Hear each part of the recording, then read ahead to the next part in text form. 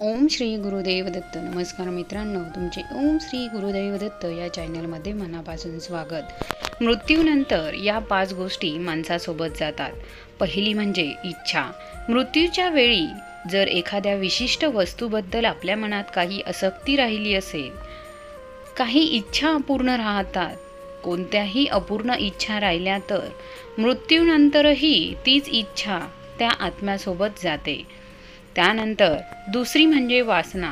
वासना ही इच्छेची सोबती आहे.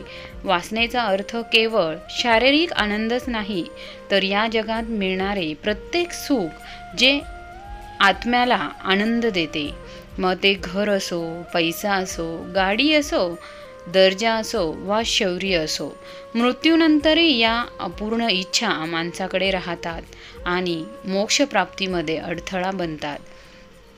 त्यानंतर तिसरी सर्वात महत्त्वाची गोष्ट म्हणजे कर्म. जे आपण करतो, मृत्यूनंतर आपण केलेली कर्म, मग ती चांगली असो वा वाईट असो, आपल्याबरोबरच जातात. मृत्यूनंतर आत्मा स्वतःबरोबर केलेल्या कर्मांची संपत्ती देखील घेतो. त्यानुसार त्या आत्म्याचा म्हणजेच आपला पुढचा जन्म ठरलेला असतो. तसेच पुढची वाटचाल देखील यावरूनच ठरते. त्यानंतर चौथा म्हणजे कर्ज.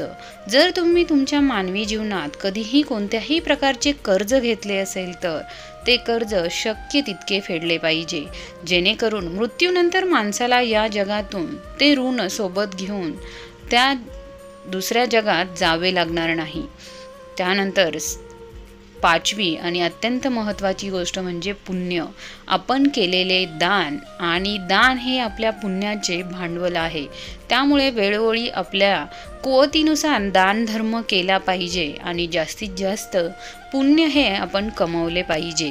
कारण याच 5 गोष्टींद्वारे मनुष्य जेव्हा मृत्यूलोक सोडून पुढच्या जगात जातो, तेव्हा त्या जगाची किंवा पुढील जन्माची प्रक्रिया ही ह्याच कर्मांद्वारे निवडली जाते.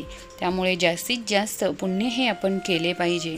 मित्रांनो, तुम्हाला जर आजचा व्हिडिओ आवडला असेल तर लाईक करा, शेअर करा आणि सबस्क्राईब करायला मात्र विसरू नका.